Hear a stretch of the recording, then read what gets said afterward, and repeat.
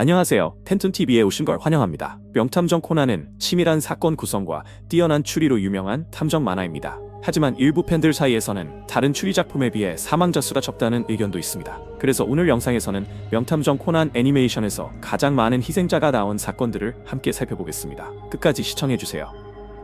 136, 137화 푸른 고성 탐색 사건.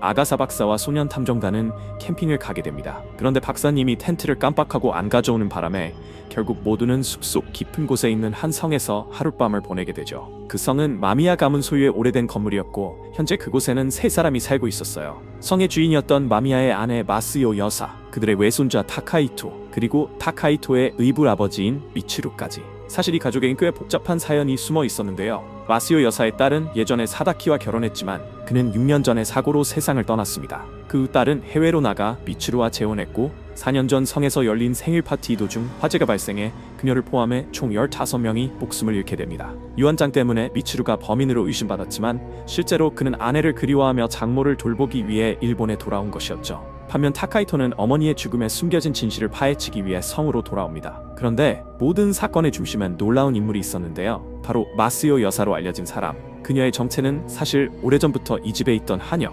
니시카와 미츠미였습니다. 유언장을 알게 된 후 진짜 마스요 여사를 살해하고 성형수술까지 감행해 그 신분을 빼앗은 거죠. 그녀는 과거를 숨기기 위해 딸까지 없애고 본인이 죽은 척하면서 새로운 인생을 살게 됩니다. 그렇게 4년간 그녀는 성 안의 보물을 찾기 위해 수수께끼를 풀려 했는데요. 하지만 코난의 놀라운 추리 덕분에 밝혀진 진실은 뜻밖에도 그 보물은 그냥 아름다운 전망을 볼 수 있는 장소일 뿐이었습니다.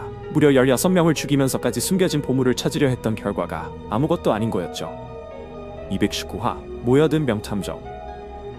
모리는 어느 날 탐정들을 위한 파티 초대장을 받게 됩니다. 처음에는 망설였지만 선불로 200만엔을 받았다는 이유로 결국 참가하기로 결정하죠. 초대된 탐정은 총 6명. 그들은 깊은 숲속에 위치한 고급 저택으로 초대됩니다. 하지만 그곳에 도착한 후 그들은 외부와 완전히 단절되어 고립되고 맙니다. 외부로 나갈 수도 누구와 연락을 취할 수도 없었죠. 유일하게 대면할 수 있는 인물은 가정부 1명뿐. 파티를 주최한 인물은 철저히 정체를 숨기며 오직 로봇을 통해서만 의사소통을 합니다. 모리를 제외한 나머지 5명의 탐정들은 모두 초대장을 보낸 인물의 정체를 추리해냅니다. 신에게 버려진 어둠의 아이라는 문구는 바로 궤도 키드를 지칭하는 것이었죠. 전설적인 도둑인 그가 등장한다는 사실이 탐정들이 이 저택에 모인 진짜 이유였던 겁니다. 그들은 최고의 실력을 가진 궤도 키드와의 두뇌 대결을 기대하고 있었던 것이죠. 이 저택은 원래 카라스마 레냐라는 유명한 부호의 소유였으며 집안의 모든 장식과 설계는 그가 직접 정성 들여 만든 것이었습니다. 카라스마 레냐가 40년 전에 사망한 후 이 집의 귀중한 물건들을 경매하기 위해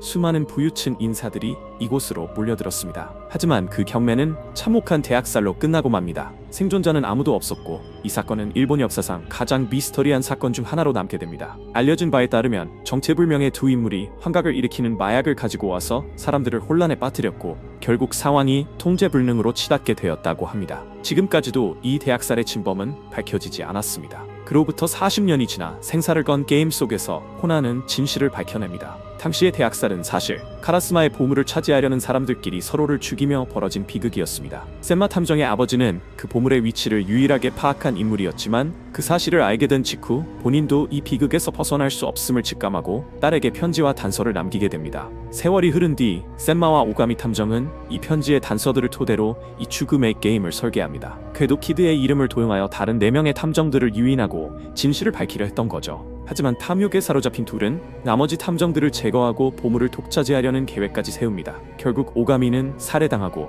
나머지 탐정들은 코난의 도움으로 이 모든 음모를 알아차리게 됩니다. 코난은 일부러 죽은 척을 하며 셈마의 정체를 폭로하죠. 사건의 마지막에 드러난 사실은 충격적이었습니다. 카라스마 레냐가 남긴 보물은 바로 전체가 순금으로 만들어진 이 저택 자체였던 것이죠. 이번 보물찾기 사건에서 확인된 사망자는 최소 2명입니다. 셈마의 아버지 그리고 오가미 탐정. 그 외에도 언론이 보도를 꺼리는 VIP급 인사가 연루되어 있었고 거실 곳곳에 묻은 핏자국과 실내 면적 등을 바탕으로 추정해보면 40년 전에 대학살에서 희생된 사람은 약 10명에 달하는 것으로 보입니다. 415화 417화 불멸일에 나오는 악령 모리는 어느 날 초호화 부호 쿠니토모로부터 의뢰를 받게 됩니다. 이번 사건은 조금 특별한데요. 바로 심령 현상과 관련된 일이었죠. 어느 날 밤 쿠니토모는 악몽 속에서 귀신을 봤다고 합니다. 그리고 그날 밤 그는 5번째 유령이라는 정체불명의 인물로부터 협박 메시지가 담긴 쪽지를 받게 되죠. 게다가 2년에 걸쳐 계속해서 4일에만 발생하는 이상한 사건들이 반복되고 있었고요. 하지만 이 집은 분위기만 기묘한 게 아니라 거주하고 있는 사람들도 하나같이 특이했습니다. 주인 부부는 물론이고 일하는 가정부들 모두가 각각 이상한 강박이나 트라우마를 갖고 있었죠. 예를 들면 중독에 대한 공포, 날카로운 물건에 대한 공포증, 혹은 강박장애, OCD 등 말이죠. 그런데 수사를 진행하던 코난은 이 사건이 단순한 심령 현상이 아님을 알아차립니다. 이는 치밀하게 계획된 복수극이었던 것이죠. 그 모든 것은 13년 전 쿠니토모 부부가 가정부 및 아내의 친구였던 스가키치와 함께 유람선을 탔던 사건으로부터 시작됩니다. 그 당시 스가키치는 출세를 위해 회사 사장을 살해하고 시체를 바다에 던졌습니다. 그러나 시체가 담긴 가방이 보트 엔진에 걸리는 바람에 큰 사고가 발생하게 되었죠. 결국 쿠니토모 부부와 스가키치는 구명보트를 타고 혼자 탈출했고 나머지 사람들은 모두 그 사고로 사망하게 됩니다. 사망자는 총 5명으로 그 중에는 시게코의 남편이자 나미카의 아버지, 와타비키의 아버지와 남동생, 그리고 아카츠카의 아내가 있었습니다. 여기에 살해당한 회사 사장까지 포함되면 정확히 5명이었죠. 하지만 그중 와타비키의 남동생만은 기적적으로 생존했고 형과 함께 복수를 계획하게 됩니다. 복수의 첫 번째 희생자는 바로 스가키치. 그는 저택 발코니에서 목을 매단 채로 발견됩니다. 마지막 희생자는 바로 사건의 중심에 있었던 쿠니토모 본인. 13년 전 자신의 생존만을 위해 다른 이들을 버리고 도망친 그의 냉혹한 선택이 결국 그에게 돌아온 것이었죠. 이 사건은 단순한 심령 현상이나 귀신의 장난이 아니라 철저하게 계획된 복수극이었습니다. 정리하자면 총 6명의 희생자가 있었으며 그중 4명은 13년 전 과거의 사고로, 그리고 2명은 복수극으로 목숨을 잃었습니다. 304화 흔들리는 경시청 1200만 명의 인질. 이번 사건은 수년에 걸쳐 이어진 연쇄 테러로 자칭 원탁의 기사라는 자가 벌인 폭탄 테러입니다. 첫 번째 폭발 사건은 지금으로부터 7년 전 발생했습니다. 범인은 2개의 폭탄을 서로 다른 장소에 설치했고 이를 처리하기 위해 경찰 기동대 출신이자 경찰학교 F5의 전설적인 멤버인 마츠다 진페이와 하기와라 켄지가 출동하게 되죠. 마츠다는 첫 번째 폭탄을 성공적으로 해체하고 두 번째 폭탄이 있는 장소로 서둘러 이동합니다. 하지만 하기와라가 있는 두 번째 폭탄 현장에선 상황이 달랐습니다. 폭탄은 갑작스레 타이머가 다시 작동했고 그는 침착하게 대응했지만 결국 폭발을 막지 못했어요. 현장에 있던 하기와 다른 경찰관 약 6명이 폭발에 휘말려 목숨을 잃게 됩니다. 이 사건은 마츠다에게 큰 트라우마로 남았습니다. 그는 스스로를 자책하며 담당 부서를 옮겨 범인을 찾는 데 모든 열정을 쏟기 시작하죠. 그리고 매일같이 세상을 떠난 친구 하기와라에게 메시지를 보내며 그리움을 전합니다. 그런 와중에 매년 1월 6일이면 경찰청에 정체불명의 편지에 도착하게 됩니다. 그 안엔 단지 숫자 3개, 321만이 적혀 있었고요. 4년 전 편지의 내용이 달라집니다. 이번엔 다음 폭탄의 설치 위치를 암시하는 정보가 담겨 있었던 거죠. 마츠다는 이게 범인을 유인할 기회라 생각하고 자원하여 사건 현장으로 향합니다. 폭탄은 놀이공원의 72번 회전 의자에 설치되어 있었고 난이도 자체는 그리 높지 않았어요. 하지만 그건 단순한 미끼였고 진짜 폭탄은 다른 장소에 있었던 것이죠. 결국 마츠다는 해체에 실패하고 마지막 순간 사토 형사에게 진짜 폭탄의 위치를 남긴 채 폭발에 휘말려 사망하게 됩니다. 그리고 현재 시점 범인은 더 이상 살인을 저지르지 못하게 되었고 경찰에 의해 체포됩니다. 이로써 총 희생자 수는 하기와라와 마츠다를 포함하여 총 8명이었습니다. 테러범의 잔혹한 계획은 막을 내렸지만 남은 사람들의 상처는 쉽게 아물지 않겠죠. 128화 나니와의 연속 살인 사건. 이번 사건의 시작은 안타깝게도 2명의 피해자였습니다. 한 명은 남성, 한 명은 여성. 범행 현장은 서로 멀리 떨어져 있었지만 범행 수법은 놀라울 정도로 유사했죠. 두 피해자 모두 가슴 위에 지갑이 올려진 채로 치명적인 단검에 찔려 살해된 상태였습니다. 단순한 우연일 수도 있었지만 경찰은 동일 범행자의 소행일 가능성이 높다고 판단했어요. 한편 하토리는 여러 번의 약속을 지키기 위해 모리 가족을 오사카에 초대합니다. 그렇게 하토리와 그의 소꿉친구 카즈하는 모두를 이끌고 오사카 명물 투어에 나서죠. 하지만 예상치 못한 상황이 벌어집니다. 갑자기 시체 하나가 건물 위에서 떨어져 이들이 타고 있던 차량 위로 떨어진 거예요. 현장을 목격한 한 여성은 충격에 빠져 도망쳤고 코난과 하토리가 뒤따라가서 그녀의 상태를 확인하려 했지만 그녀 역시 이미 살해당한 상태였습니다. 수사에 나선 코난과 하토리는 중요한 사실을 밝혀냅니다. 피해자들 그리고 국회의원 고씨, 파록스 누바무시는 과거 모두 같은 자동차 기숙학교의 학생이었다는 공통점이 있었던 거죠. 그해 해당 학교에서는 한 명의 교사가 수상한 교통사고로 사망하기도 했습니다. 졸업사진을 들여다보던 중 코난과 하토리는 깜짝 놀랍니다. 그 당시 사망한 교사가 지금 관광팀을 호위하고 있던 사카타 경관과 너무 닮아 있었던 거예요. 알고 보니 그 교사는 바로 사카타의 아버지였고 15년 전 학생들에게 장난을 당하다 그만 목숨을 잃은 것이었습니다. 하지만 사고로 처리되며 사건은 공소시효를 넘겨버렸죠. 분노에 찬 사카타는 법이 처벌하지 못한 이들을 스스로 처단하기로 결심합니다. 그렇게 15년의 세월이 흐른 후 복수가 시작된 거죠. 결국 희생자들은 모두 그 시절의 학생들이었고 그들 중에서 단 한 명, 국회의원 고시만이 살아남습니다. 나머지 4명은 모두 사카타의 손에 의해 처형당했죠. 222, 224와 그리고 인원은 사라져 버렸다.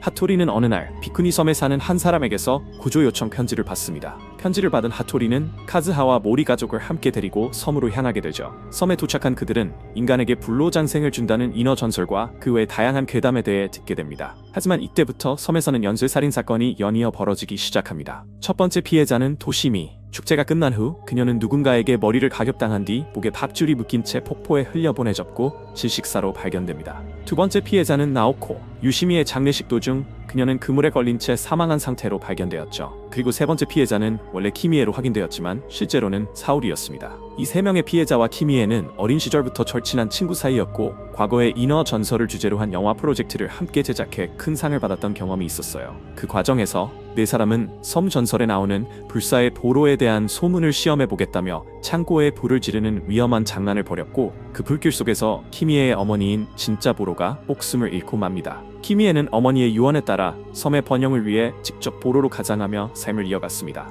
하지만 3년이 지나 우연히 놀라운 진실을 알게 됩니다. 사오리는 어느 해 축제에서 악령을 쫓는다는 뜨거운 화살에 맞은 후 자신이 그 화살을 잃어버렸다고 생각했지만 사실은 아버지가 그것을 비밀리에 팔아버린 것이었죠. 그 진실을 모른 채 사오리는 키미에를 찾아와 새 화살을 달라고 하거나 아니면 예전 포로처럼 화장해도 죽지 않는 불사의 몸을 얻기 위해 인어의 무덤을 알려달라고 요구합니다. 바로 그 순간 키미에는 모든 진실을 깨닫게 되고 자신이 겪은 슬픔과 분노를 담아 마치 영화 시나리오처럼 완벽한 복수극을 계획하게 되죠. 결국 이 사건으로 인해 총 4명의 사망자가 발생합니다. 첫 번째는 키미에의 어머니인 진짜 보로, 그리고 나머지 3명은 그녀의 친구들로 모두 키미에의 손에 살해되었습니다. 54. 첫사랑의 상처 자국. 오래된 상처 자국과 형사의 혼.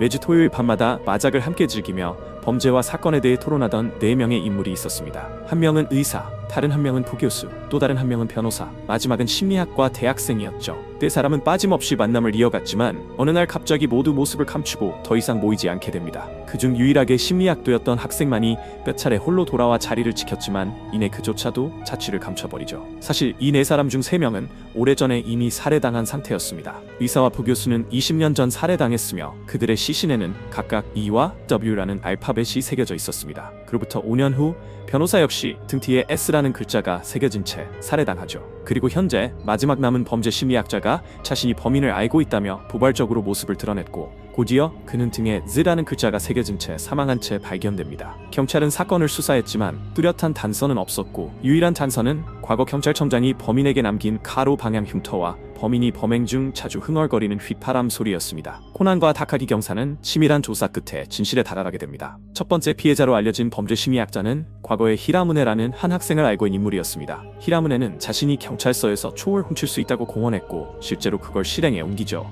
이로 인해 의사와 부교수에게 크게 질책당하고 경찰에 신고하겠다는 협박을 받은 그는 입막음을 위해 2사람을 살해합니다. 이 사실을 알게 된 변호사는 5년간 침묵했지만 결국 양심의 가책으로 자수를 결심했고 히라무네는 그마저도 죽여버립니다. 하지만 그때 변호사의 아들인 나베가 방 안에 숨어 있다가 범인의 목소리를 듣게 되죠. 이후 히라무네가 자신의 범죄 심리 능력을 과시하며 경찰을 도발하는 영상을 온라인에 올리자 나베는 그가 바로 과거의 범인임을 확신하게 됩니다. 이에 나베는 히라무네를 살해한 뒤 그의 등에 Z라는 글자를 새겨 가짜 범행 현장을 조작합니다. 하지만 사실 이 셋은 나베의 이니셜인 N을 히라무네의 등 흉터 위에 억지로 덧세게 감춘 것이었죠. 결국 이 사건에서는 총 5명이 사망하게 됩니다. 히라무네는 3명을 살해했고 과거에는 경찰청장에게 치명적인 사고를 일으킨 전과도 있었으며 마지막으로 나베가 히라무네를 살해하며 사건에 막이 내립니다.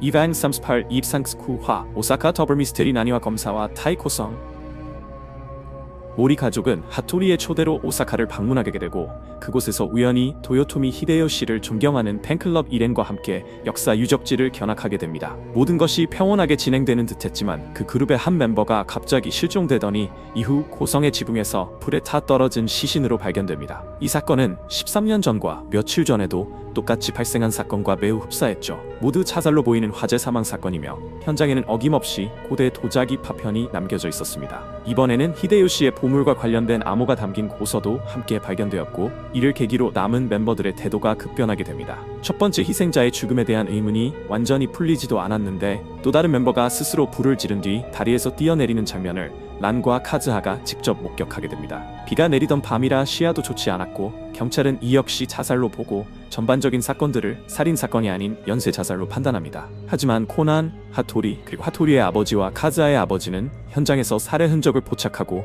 이것이 단순한 자살이 아님을 직감합니다. 이에 따라 헤이지의 아버지가 의도적으로 범인은 없다는 결론을 내린 척하며 진범을 방심하게 만드는 작전을 세우게 되죠. 아직 경험이 부족한 코난과 하토리는 스스로 범인을 추적하다가 위험에 빠지지만 미리 매복하고 있던 두 아버지 경찰 덕분에 간발의 차로 구조됩니다. 사건의 전말은 이렇습니다. 여행에 참가한 이들은 모두 히데요시 팬클럽 출신으로 와키사카의 할아버지에게 영감을 받아 보물 탐사를 시작했던 인물들이었습니다. 하지만 탐사 중 보물의 실체를 알게 된 할아버지는 이내 그만두라며 암호가 담긴 고서를 숨겼고 이 결정에 분노한 멤버들은 카스야를 중심으로 할아버지를 살해하게 됩니다. 이 진실을 알게 된 와키사카는 복수를 다짐하고 멤버들을 차례로 살해한 뒤 모두 자살로 위장했던 것입니다. 13년 전 사망자는 와키사카의 할아버지였으며 며칠 전 죽은 사람은 이번 여행을 주최한 부유한 멤버였습니다. 이번 여행 중 또 다른 2명이 추가로 사망하게 되고 옛 사건의 주모자였던 카스야는 그 뒤로도 범죄 조직을 이끌며 보물을 노리고 타 사건의 살인사건을 저질렀습니다. 전체 사건을 종합하면 약 9명이 이 사건과 관련해 목숨을 잃은 셈입니다. 716-717화 가면 저택에 귀신이 춤춘다.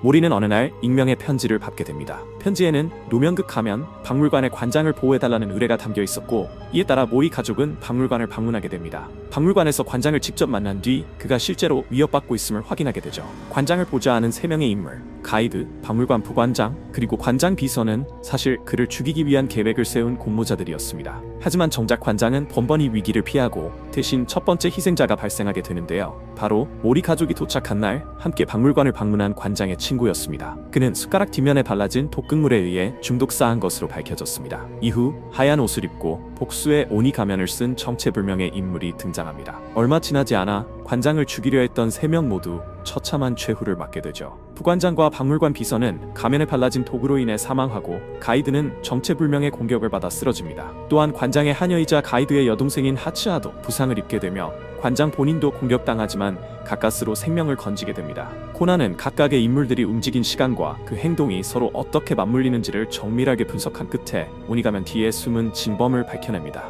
그 결정적 증거는 금속봉을 고정하기 위해 사용된 2개의 나무 조각이었는데 이는 관장을 공격한 가짜 흉기를 만드는 데 쓰였으며 모든 죄를 가이드에게 뒤집어 씌우기 위한 장치였습니다. 사건의 진범은 바로 하녀 하츠하였습니다. 그녀가 노린 남성들은 모두 과거 그녀의 아버지가 소중히 여긴 전통 가면을 불법으로 판매하는 데 관여했던 자들이었으며 언니는 그런 관장의 연인이 되어 호의호식하는 삶을 살았던 반면 그녀와 어머니는 극심한 생활고에 시달렸던 과거가 있었던 겁니다. 이 모든 것에 분노한 하츠하는 복수를 계획했던 것이죠. 이 사건으로 인해 총 4명이 목숨을 잃었고 1명은 코난의 빠른 판단 덕분에 가까스로 생명을 건질 수 있었습니다.